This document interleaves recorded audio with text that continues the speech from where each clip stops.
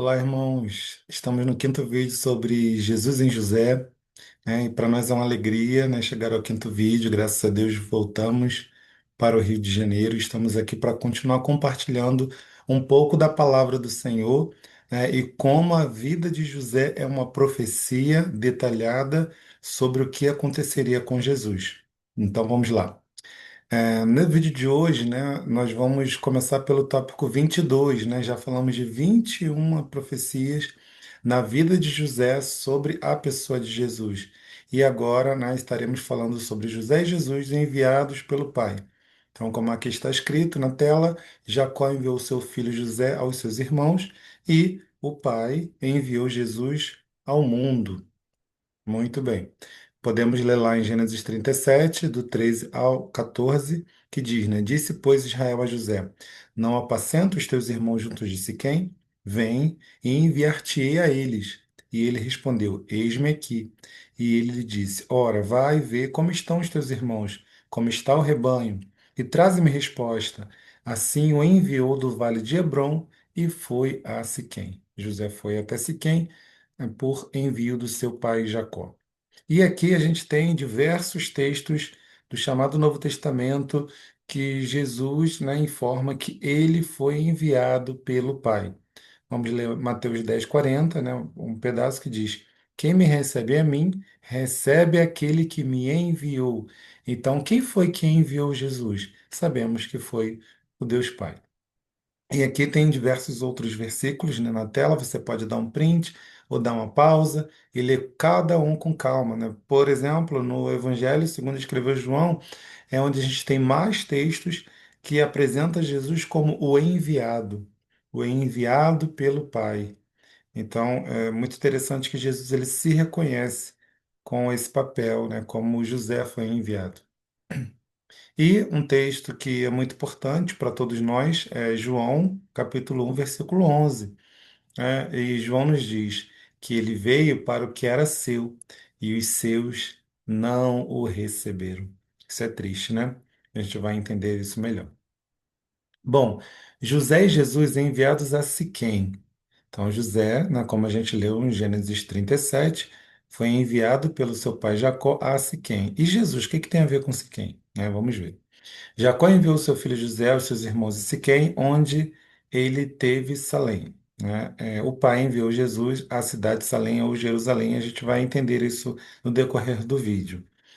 Aqui está Gênesis 33, 18 ao 19, que diz o seguinte: E chegou Jacó, salvo a Salém, cidade de Siquém, que está na terra de Canaã, quando vinha de Padã-Arã, né, lá de Arã, enfim, da Síria, e armou a sua tenda diante da cidade, né, da cidade aí de Siquém. E comprou uma parte do campo e que estendera a sua tenda da mão dos filhos de Amor, pai de Siquém, por 100 peças de dinheiro. Então Jacó, quando veio lá, né, da casa de Labão, da Síria, né, de Arã, ou Padã-Arã, e ele volta para a terra prometida, para a terra de Canaã, o texto diz que ele chegou salvo. Aí aqui, né, nessa tradução está salvo a Salém, cidade de Siquém. Ok.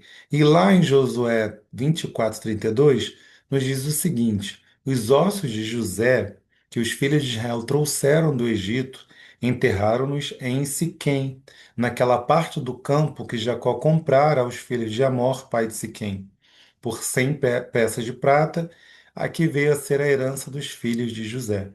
Então José não chegou a herdar essa terra, né? Mas os seus filhos, sim, herdaram a terra de Siquém e ali eles enterraram os ossos de José depois de, né, muito tempo, que o povo de Israel tinha saído do Egito e entrado novamente na terra prometida. Então a gente percebe que essa terra de Siquém, essa cidade de Siquém, ela é muito importante na história de Jacó e de José, né? Jacó é onde ele vai chegar são e salvo, onde ele vai comprar, né, parte de um campo, só que ele não vai poder morar ali por conta de uma confusão que aconteceu, né, o abuso da sua filha, seus filhos se vingaram dos moradores de Siquém, enfim, então Jacó acaba não podendo morar lá, né, ele sai de lá. Mas, enfim, né, ele promete esse território para José, né, e, na verdade para os filhos, as descendências de José, E justamente isso que vai acontecer quando finalmente o povo de Israel volta para a Terra Prometida, né? Então, essa cidade de Siquém ela é muito importante aí nesse contexto. Bom, vamos lá. Aqui, Gênesis 37, do 12 ao 14, é o texto que a gente já leu anteriormente, né? Onde Jacó diz que os irmãos de José estão em Siquém, né? E que ele envia, né? Enviar-te-ei, né? Aos irmãos, né? Então, José aceita, né, a proposta, ele diz: Eis-me aqui, e parte de Hebrom até Siquém para procurar os seus irmãos. Então, a gente coloca aqui num comentário: José foi enviado para Siquém, onde ele acreditava que os seus irmãos estavam. E aqui embaixo, né, no canto inferior, à direita, a gente coloca a palavra hebraica para Siquém, né? Seguindo, então, agora a gente vai para João, capítulo 4 do 3 ao 6. E agora a gente vai falar sobre Jesus. Bom, diz o texto: deixou a Judéia, no caso, Jesus deixou a Judéia e foi outra vez para a Galiléia. E era-lhe necessário passar por Samaria. Ele entendeu que precisava passar por Samaria. Foi, pois, a uma cidade de Samaria chamada Sicar, né? Então, é um nome diferente de Siquém, né? Mas tem uma ligação junto da herdade que Jacó tinha dado ao seu filho José. Então, Sicar era uma cidade que ficava perto, né, ao lado, junto de justamente onde Jacó comprou um campo e deixou como herança para José. E estava ali a fonte de Jacó. Então, quer dizer, naquele território ali de Sicar, né, tinha justamente a fonte de Jacó, né, um poço que Jacó cavou. Jesus, pois, cansado do caminho, né, mostrando aí a humanidade de Jesus, assentou-se assim junto da fonte. Era isto quase a hora sexta. Então, Jesus, ele entende que ele precisava passar por aquele território, né, que era a herança de José, né? Então, assim como José foi a Siquém, Jesus, de alguma forma, né, esteve ali ou próximo dali. Então, Jesus foi enviado para a região de Siquém. Então, está aqui, né, abaixo o termo Sicar, né, no grego, e o termo Siquém aí no hebraico. Ok. Então, só para a gente comparar, né, o termo Siquém, que aparece, por exemplo, lá em Josué 24:32, né, que fala que é uma parte do campo que Jacó comprou dos filhos de Amor, pai de Siquém, por 100 peças de pratos, e deu de herança aos filhos de José, né? Esse termo em hebraico, né, está aqui Siquém, ele aparece cerca de 60 vezes em toda a Bíblia, né? E foi traduzido na Septuaginta aqui por Siquém, duas formas diferentes, né? Vamos dizer, uma como se fosse o nosso Y, a outra como se fosse o nosso I. E tem um texto só, Gênesis 33:18, a gente vai ler ele depois, que é Sikimon, mais ou menos isso, né, lá no grego. E se a gente comparar o João, né, no texto grego, né, sicar, né, se vocês repararem, tem as duas ou três, nas três primeiras letras de Siquém, né? Então, se você comparar as letras do grego de Siquém, né, que foi a tradução do hebraico para o grego lá na Septuaginta, ou mesmo em Atos 7:16, que aparece esse termo grego Siquém, ou lá em João 4, né, dessa passagem de Jesus, tem lá o termo Sicar. Então, as três primeiras letras, né, raiz é a mesma, de Siquém e Sicar. Não podemos afirmar exatamente que é a mesma cidade, né, o mesmo território, mas está ali, se não for a mesma, está bem próxima, né, porque os dois textos confirmam, né, que é a herança de Jacó para José, né, ou estão ao lado, né, está junto da herança de Jacó para José. Então, então vamos lá, Jesus passou por lá, né? Muito interessante isso. E agora vamos analisar o contexto em que Jesus passa por lá, né? Vamos ler aqui os primeiros versículos de João 4, que eu não tinha lido antes. Diz assim: E quando o Senhor entendeu que os fariseus tinham ouvido que Jesus fazia e batizava mais discípulos do que João, ainda que Jesus mesmo não batizava, mas os seus discípulos. Então deixou a Judéia e foi outra vez a Galiléia, e era-lhe necessário passar por Samaria. Então, olha só, olha por que que Jesus entendeu que, né, tinha que ir para Galiléia e tinha que passar por Samaria. porque havia, né, vamos dizer, um desentendimento, né, dos fariseus, enfim, um questionamento, né, uma inveja, porque Jesus, né, ou pelo menos os discípulos de Jesus estavam batizando mais discípulos do que o próprio João, né, João o Batista. Né, isso estava causando um certo incômodo, né, um incômodo muito grande entre os fariseus. E aí Jesus, né, diante dessa perseguição, ele volta para Galiléia e passa por Samaria, no território de José, que também foi para Siquém, né? E justamente foi lá onde, ali próximo, né? Ele foi em destino aí a tudo de mal que os seus irmãos fizeram contra ele. E lá depois, em João 11, dos 53 ao 57, há um outro contexto de perseguição contra Jesus, né, de inveja, de conspiração de morte de Jesus. E Jesus, né, diante dessa situação, ele vai para uma outra cidade. E é interessante que a cidade é chamada de Efraim, justamente o nome de um dos filhos, né, do segundo filho de José. Então, aí mais uma ligação de Jesus indo para o território de José. Então vamos ler aqui o texto, né? Desde aquele dia, pois, consultaram-se para o matarem. Jesus, pois, já não andava manifestadamente entre os judeus, mas retirou-se dali para a terra junto do deserto, para uma cidade chamada Efraim, e ali ficou com os seus discípulos. Estava próxima a Páscoa dos judeus, e muitos daquela região subiram a Jerusalém antes da Páscoa para se purificarem. Buscavam, pois, a Jesus e diziam uns aos outros, estando no templo: O que vos parece? Não virá a festa? Ora, os principais dos sacerdotes e os fariseus tinham dado ordem para que, se alguém soubesse onde ele estava, o denunciasse para o prenderem. Interessante isso. Jesus estava próximo à festa da Páscoa, mas Jesus precisava esperar o tempo exato da Páscoa. Ele sabia que, como cordeiro, ele tinha que morrer na tarde do dia 14, que era a data que o cordeiro morreria. Então, antes disso, ele não vai para Jerusalém, né? Ele só vai no dia exato, né? Que são 3 dias antes do cordeiro ser sacrificado na Páscoa.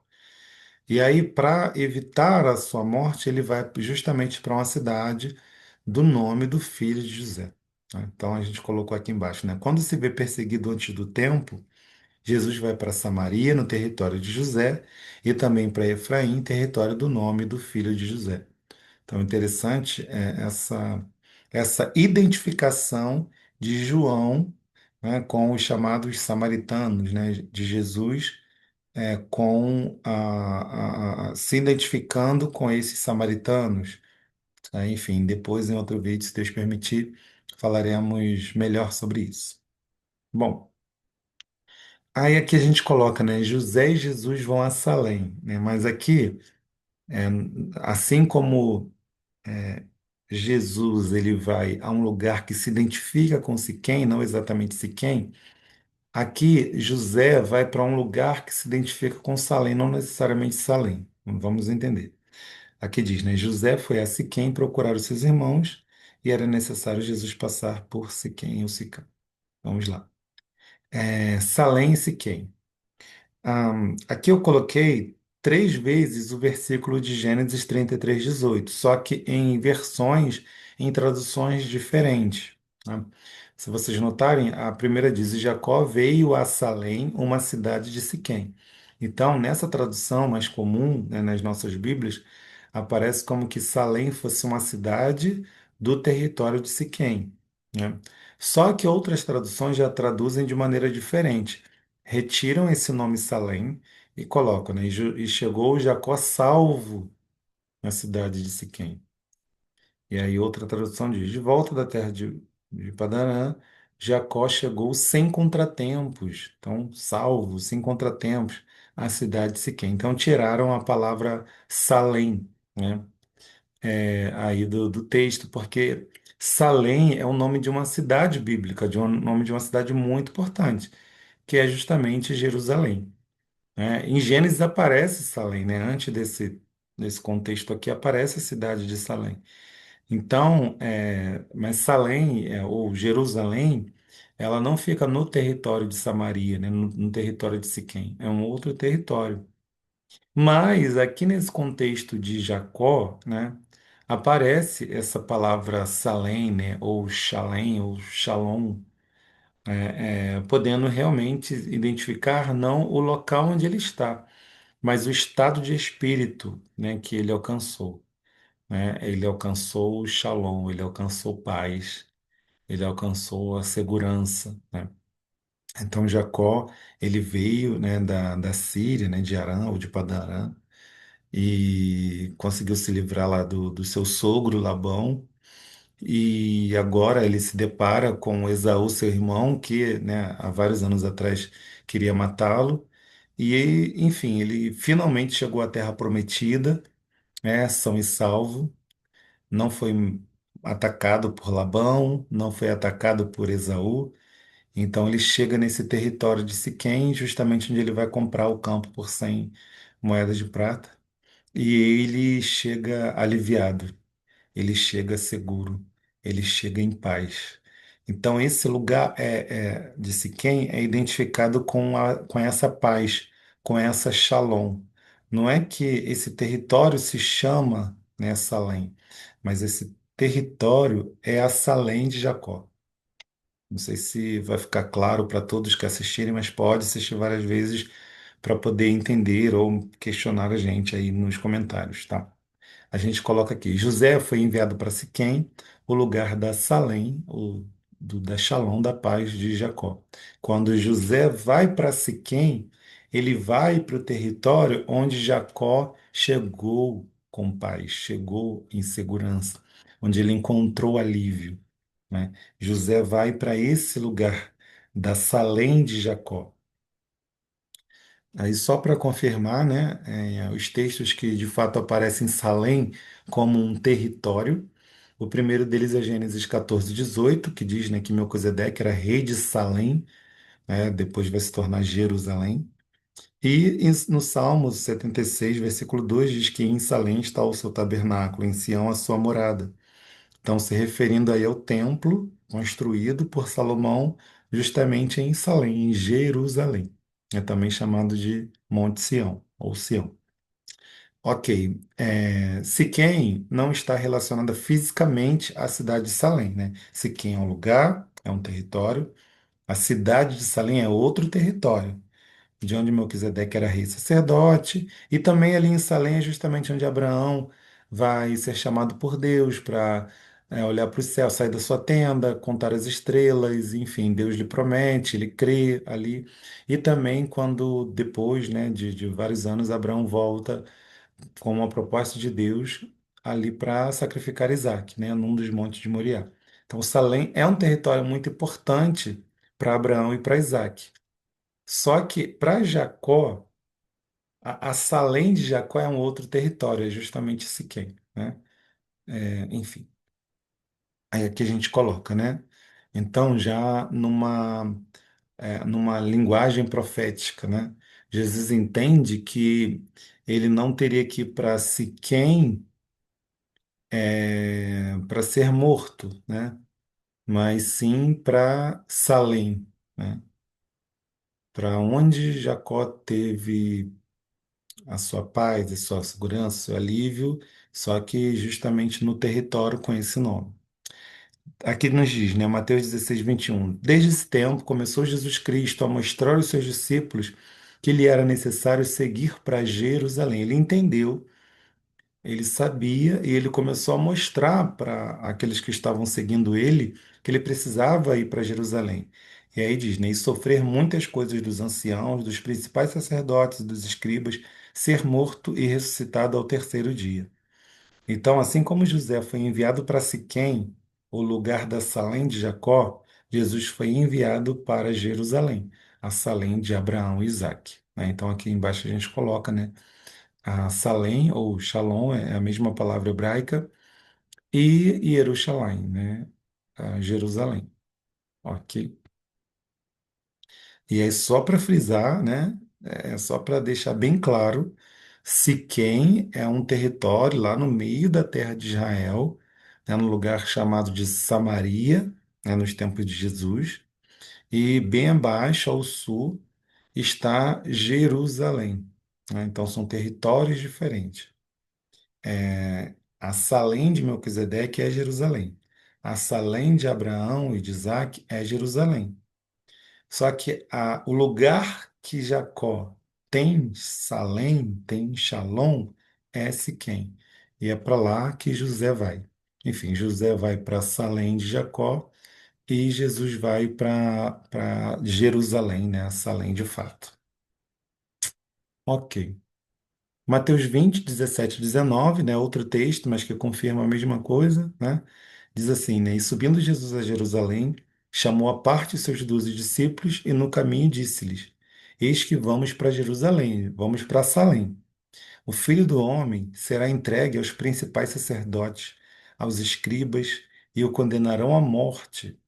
Então, Jesus sabia que ele estava indo em direção à sua morte, né? Então, as lideranças de Israel, né, os principais, né, os príncipes de Israel, o condenariam à morte, assim como os irmãos de José o condenaram à morte, né, em Siquém. E o entregarão aos gentios, para que dele escarneçam e açoite o crucifiquem. Então, Jesus sabia que, além da condenação que seria realizada pelos principais de Israel, também esses principais de Israel entregariam ele aos gentios, né? E é justamente isso que acontece com José, né? Os irmãos entregam eles para os midianitas que levam para o Egito, e no caso de Jesus, né? Os principais dos sacerdotes, eles entregam Jesus para os romanos, tá? E aí, no caso, né, a morte que os romanos aplicam é a crucificação. Mas Jesus diz, né, ao terceiro dia ressuscitará. Glórias a Deus. Então, Jesus, de alguma forma, pela revelação do Espírito Santo, lendo as Escrituras, ele entende, né, e a gente percebe essa associação do que aconteceria com Jesus na história de José. Então, continuando, né, o item 25 diz conspirações para matar tanto José quanto Jesus, né? Conspiraram para matar José, conspiraram para matar Jesus. E diz no Gênesis 37, do 18 ao 20. Isso aqui são os irmãos de José, né? E viram-no de longe, e antes que chegasse a eles, conspiraram contra ele para o matarem. E disseram um ao outro: Eis lá vem o sonhador mor. Vinde, pois, agora e matemo-lo, e lancemo-lo numa dessas covas, e diremos: Uma fera o comeu, e veremos que será dos seus sonhos. Então, olha aí, os irmãos conspiraram para matar José, gente. É covarde, né? É de uma extrema violência, né? Daqueles irmãos, né? Por simples inveja, enfim, ciúmes e etc. E a gente vê isso acontecendo com Jesus, né? A mesma coisa. Em Mateus 21, 38 e o versículo 45 nos diz, né? Jesus vai contar uma parábola, né? E ele fala, né? Mas os lavradores, vendo o filho, disseram entre si: Este é o herdeiro, vinde, matemo-lo e apoderemo-nos da sua herança. Jesus, com essa parábola dos lavradores maus, ele denuncia que aqueles homens, né, que cuidavam de Israel, que cuidavam do território de Israel, sabiam que Jesus era o filho, né, era o herdeiro, e mataram a Jesus conscientemente, sabendo que ele era o filho, né? E aí, né, isso se confirma quando diz, né, os príncipes dos sacerdotes e os fariseus, ouvindo essas palavras, entenderam que falavam deles. Então, Jesus contou a parábola, né, de forma figurada, os discípulos tinham até dificuldade de entender as parábolas de Jesus, né, o significado, mas os príncipes dos sacerdotes e os fariseus entenderam, né, que eles eram comparados na parábola de Jesus com aqueles lavradores maus que mataram o filho do dono da vinha para se apoderar da sua herança, tá? E aí, João 11, do 47 ao 53, a gente vê, né? Depois, os principais dos sacerdotes e os fariseus formaram conselho e diziam: Que faremos? Porquanto este homem faz muitos sinais. Se o deixarmos assim, todos crerão nele. E virão os romanos e tirar-nos-ão o nosso lugar e a nação. Olha o medo deles de perder o poder sobre a nação, né? E Caifás, um deles, que era o sumo sacerdote naquele ano, lhes disse: Vós nada sabeis, nem considerais que nos convém que um homem morra pelo povo, e que não pereça toda a nação. Desde aquele dia, pois, consultavam-se para o matarem. Então, o sumo sacerdote, até pela revelação de Deus mesmo, né, entende que um precisaria morrer por todos e, né, a partir dali, eles vão pensar, elaborar como matar a Jesus, né, assim como os irmãos de José, né, conspiraram contra a sua morte. E aí a gente tem vários textos, né, nas Escrituras, né, tanto de Mateus, Marcos, Lucas, João, informando, né, o desejo daquela liderança de Israel de matar Jesus, né, de condenar Jesus à morte. Enfim, a gente pula para o próximo tópico, que são as roupas de José e de Jesus que são retiradas, né? José teve a sua túnica retirada antes de ser jogado no poço. Não sei se dá para ver aí na imagem, né? Uma túnica colorida aí do lado do poço. Assim como fizeram com Jesus, suas roupas também foram retiradas e até sorteadas pelos soldados romanos. Bom, aqui tem um texto de Gênesis 37, 23 que diz, né? E aconteceu que, chegando José a seus irmãos, tiraram a José a túnica de várias cores que trazia. Então, antes de fazer o que eles pretendiam fazer com José, né? Que é jogar no poço, né? E pensar o que fariam dele, né? Primeiro tiraram a sua roupa. E aí a gente vai ver, por exemplo, outra profecia no Salmo 22, 18, que diz, né? Repartem entre si as suas vestes e lançam sortes sobre a sua túnica, né? Então, a túnica, né, seria decidido por sorte com quem ficaria, né? No caso, a túnica do Messias. E a gente vê isso confirmados em Mateus 27, 35, que diz, né? E havendo-o crucificado, repartiram as suas vestes, lançando sortes, para que se cumprisse o que foi dito pelo profeta. Repartiram entre si as minhas vestes, e sobre a minha túnica lançaram sortes. Então se cumpriu o que o Salmo profetizou. Em João 19, 23 ao 24, né, diz, né, tendo, pois, os soldados crucificado a Jesus, tomaram as suas vestes e fizeram quatro partes, para cada soldado uma parte. E também a túnica. A túnica, porém, tecida toda de alto a baixo, não tinha costura. Disseram, pois, uns aos outros, não a rasguemos, mas lancemos sortes sobre ela, para ver de quem será. Isso foi assim para que se cumprisse a escritura que diz: dividiram entre si as minhas vestes, e sobre minha túnica lançaram sortes. Os soldados, pois, fizeram essas coisas. Então, tanto Mateus, Marcos e João confirmam, né, o Salmo onde diz que a túnica foi lançada à sorte, né? Foi tirada, lançada à sorte, e o restante das outras roupas, né, foram rasgadas, né, enfim, né, na costura, e cada um ficou com um pedaço. E aí, então, né, temos José no poço e Jesus também. O texto de Gênesis 37, do 17 ao 24, nos diz assim: E disse aquele homem, no caso José, disse a um homem que ele encontrou em Siquém, quando ele chegou em Siquém: Foram-se daqui porque ouviu dizer, vamos a Dotã. José, pois, seguiu atrás de seus irmãos e achou-os em Dotã. Também lhes disse Rubem, não derrameis, aí, né, enfim, conspiraram matar José, né, quando ele chega em Dotã, e aí Rubem diz, né, não derrameis sangue, lançai-o nesta cova que está no deserto, e não lanceis mãos dele, enfim, o texto continua aí. O detalhe aqui é que Dotã, né, o lugar onde José foi lançado no poço e vendido aos midianitas, Dotã, segundo o Strong, significa dois poços, né? Então, poços duplos, enfim. Então, interessante aí que, né, José esteve num local chamado Dotã, poço, né, dois poços, e foi lançado, né, numa cova, num poço. E, né, lembra da passagem de Jesus, quando ele vai lá para Samaria, na cidade de Sicar, justamente é diante de uma fonte, diante de um poço, é que Jesus para, né, cansado da viagem, e quando a mulher samaritana chega, ele pede água. Mas justamente durante a conversa, né, primeiro aparece a palavra fonte de Jacó, mas no decorrer da conversa, né, lá no finalzinho do versículo 11, 12, por ali, já aparece a palavra poço. Então, Jesus e a samaritana diante do poço. Ok. Próximo é que José e Jesus são vendidos pelo preço de um escravo. José foi vendido como um escravo por 20 moedas de prata e Jesus, né, por 30 moedas de prata. Então vamos lá. Gênesis 37, 28 nos diz: Passando, pois, os mercadores midianitas, tiraram e alçaram a José da cova e venderam José por 20 moedas de prata aos ismaelitas, os quais levaram José ao Egito. E Salmo 105, 17, a outra profecia, né?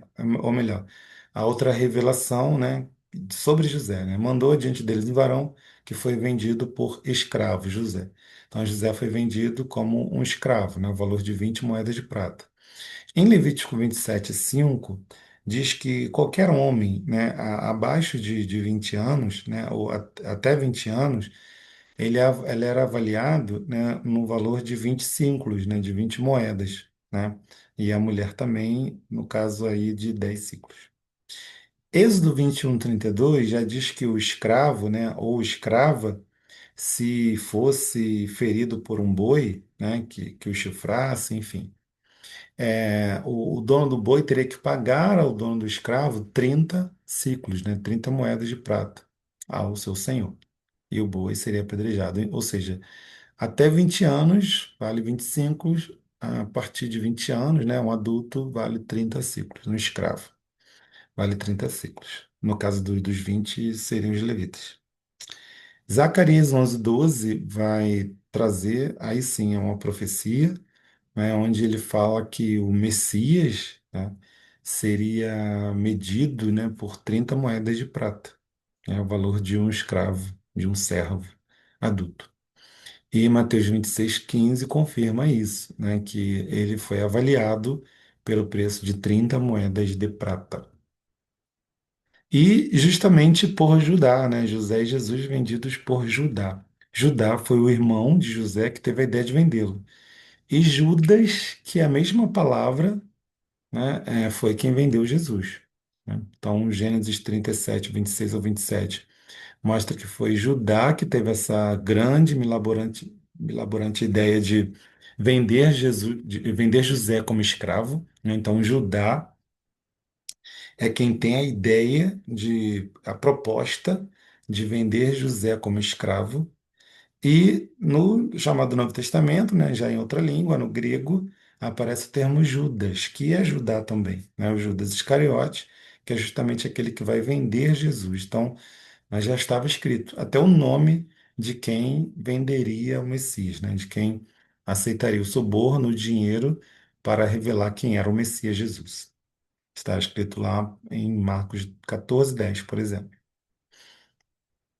E José e Jesus nas mãos dos ismaelitas. Estamos no tópico 30. José foi vendido à caravana de ismaelitas que passava, e Jesus foi entregue a Herodes, da linhagem ismaelita também. Vamos lá. Gênesis 37, 28 diz que, passando, pois, os mercadores midianitas alçaram José da cova e venderam José por 20 moedas de prata aos ismaelitas. Midianitas ou ismaelitas, né? Então, coloquei aqui resumidamente o texto de Gênesis 37, e esses mercadores, eles são chamados horas de ismaelitas, horas de midianitas e, em um momento, lá no versículo 36, de medanites.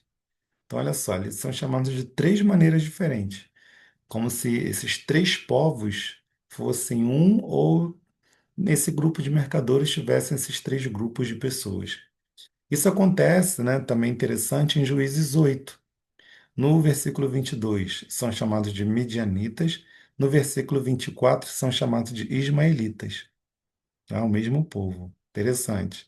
Então, por que que a Bíblia faz isso, né? Os escritores da Bíblia, eles ora chamam de medianitas, ora chamam de ismaelitas, se para nós, na nossa cabeça, a princípio, são povos diferentes. E aí a gente encontra, por exemplo, em Gênesis 25, né, do 1 até o 6, o nome dos filhos de Abraão, né?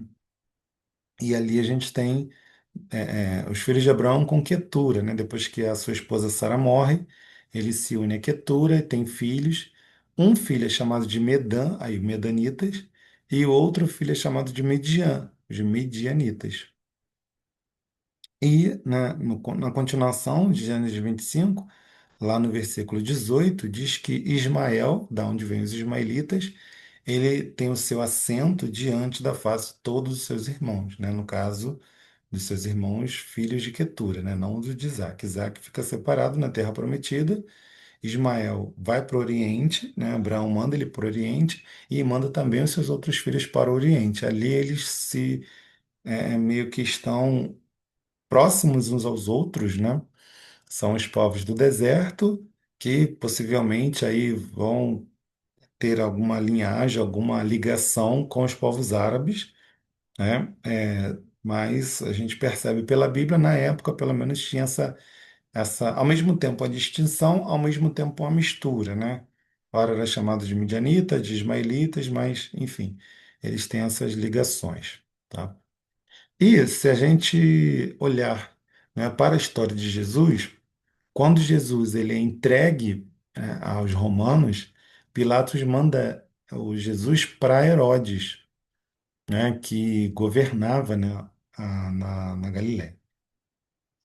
E aí é interessante que aí já não é a Bíblia, isso aí já é história, que vai dizer que Herodes ele tem uma ligação com Edom, né, com Esaú, que tem uma ligação com Ismael, né? Aqui a gente colocou uma genealogia, né? Então, por exemplo, Abraão, Isaac, Jacó estão mais ligados ao filho de Noé chamado Sem. Já o Egito, que é justamente Ismael, é filho de uma egípcia, se casa com uma egípcia, enfim. Eles estão mais ligados ao descendente de Noé chamado Han ou Cam, ou Cão, dependendo da tradução. E Herodes ele está ali, né, dessa linhagem entre Esaú e a filha de Ismael, Maalate, tá? Então ele está bem ligado a essa descendência aí dos ismaelitas, tá? Ou edomitas, enfim. Interessante. Próximo item, José e Jesus representados por um cabrito, né, por um bode, filhote. A roupa de José foi manchada com sangue de cabrito.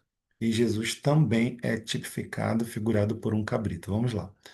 Gênesis 37, 31 nos diz: Então tomaram a túnica de José e mataram um cabrito e tingiram a túnica no sangue. Pegaram um cabrito, né? Mataram, derramaram o sangue do cabrito, jogaram na túnica colorida de José e levaram essa túnica para Jacó para dizer: Olha aqui, ó, é do seu filho essa túnica? Enfim.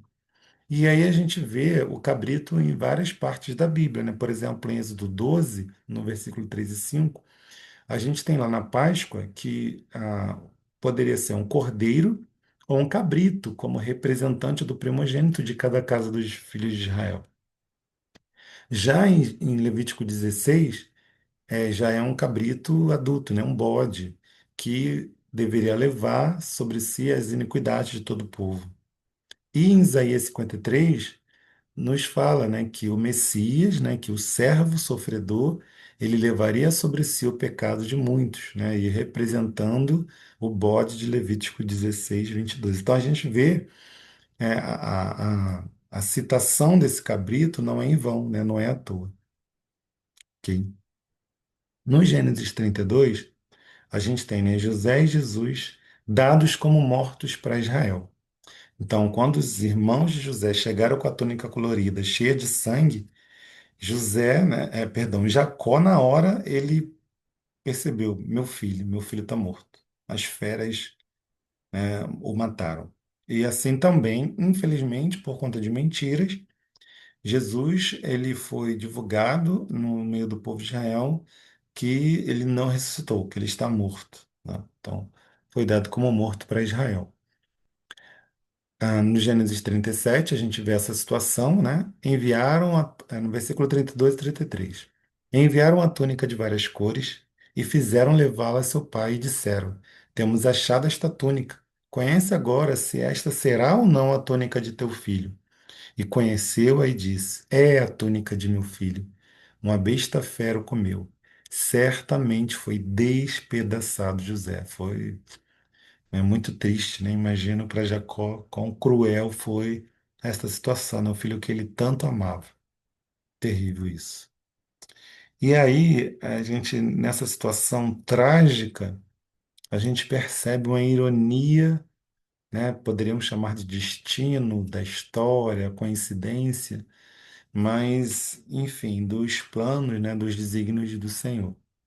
Porque Jacó enganou seu pai Isaque, né? Muitos anos atrás, justamente com peles de cabrito e com a roupa de Esaú, né? Ele matou o cabrito, né? A mãe dele fez lá o guisado, enfim, para enganar Isaac, né? E ele recebeu a bênção. E agora o próprio Jacó, que enganou o pai, ele é enganado com a roupa também do seu filho. E, olha só, com o sangue, agora não é a pele, né? Mas o sangue do cabrito. Então, o cabrito e a roupa, né, são usados para enganar Jacó. Assim como ele enganou o pai, agora os seus filhos o enganam. A gente estava conversando, né, com um grupo de pessoas essa semana, falando sobre isso. Não quer dizer que é porque Deus perdoou Jacó, que as consequências das suas falhas, dos seus erros não vão repercutir. Podem repercutir. E na vida de Jacó repercutiu até o final. Foi enganado pelo sogro, foi enganado pela esposa Lia, pela Raquel em algum momento, agora pelos filhos, enfim, ele vai ser enganado até por José futuramente, de alguma forma. Então a gente vê que a mentira, né, ela, como dizia, né, tem perna curta, mas enfim, as consequências do pecado, elas podem perdurar até o fim da vida, até o fim da nossa história. Então, que nós possamos aprender, né, com esta lição e buscar a ajuda do Espírito Santo para não vacilar, né? Porque as consequências virão, tá, velho? Enfim, continuando aqui, a gente percebe, né, que lá em Mateus 28 do 11 ao 15, vou ler só o finalzinho, que diz: E foi divulgado este dito entre os judeus até o dia de hoje. Que dito, né, de que, né, os discípulos de Jesus haviam roubado o corpo de Jesus, né? Interessante. 12 homens morrendo de medo de serem crucificados e trucidados, como Jesus foi, de repente tiveram a coragem para pegar um corpo morto, enfrentando soldados romanos preparados para a guerra com sangue nos olhos. Mas, enfim, essa mentira se perpetuou, né, para que, de alguma forma, a ressurreição de Jesus fosse abafada, pelo menos entre o povo de Israel, né? E aí, Atos 25:19, né, tem ainda o que eles consideram como uma superstição de que Jesus, né, teria ressuscitado.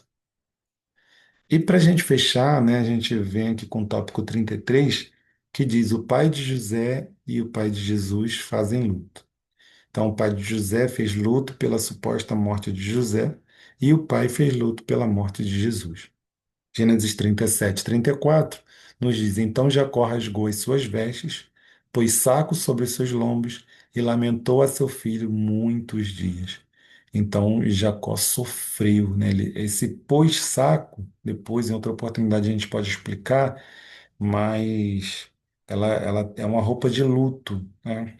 E possivelmente há muitas indicações que nos fazem identificar que é uma roupa de luta preta, né? Justamente até com pele de cabra, se for o caso. E então Jacó, ele sofreu, né? Ele se angustiou, ele ficou em luto pela suposta morte de José. E quando Jesus ele está na cruz, né, ele está morrendo, nós vemos, né, tanto em Mateus quanto em Lucas, que houve trevas na hora sexta, né? Então, em pleno meio-dia, tudo escureceu. O pai fez luto na hora da morte, né? No período da morte, do sofrimento do seu filho. Então, de fato, foi um momento doloroso, não só para Jesus, mas para o pai também. Não é um sofrimento, né, de que alguém inocente, perfeito, sem pecado, né, estava morrendo no lugar do pecador, eu e de você que está assistindo a esse vídeo. Então, Jesus, ele é digno de toda a honra, de toda a glória, de todo o louvor, porque como um cordeiro mudo, né, como um animal inocente. Ele sofreu, ele aguentou tudo pelo que ele passou, calado. Por quê? Porque ele precisava ser o sacrifício perfeito para trazer a humanidade de volta para o Pai. Ele passou pelo que passou para que lá na frente ele pudesse ter vida para doar para muitas pessoas, assim como José passou pelo que passou para salvar a vida de muita gente. Jesus, ele é o sacrifício perfeito. Ele venceu o pecado e agora ele vencerá a morte. Mas sobre isso a gente vai falar em outra oportunidade. Obrigado por ter assistido esse vídeo. Curte, comenta, compartilha, salva, assiste quantas vezes desejar e puder. E divulga para todo mundo, né, para que a palavra de Deus, ela cada dia mais possa ser alcançada aí por pessoas das mais distantes possíveis. Deus abençoe sua vida e shalom.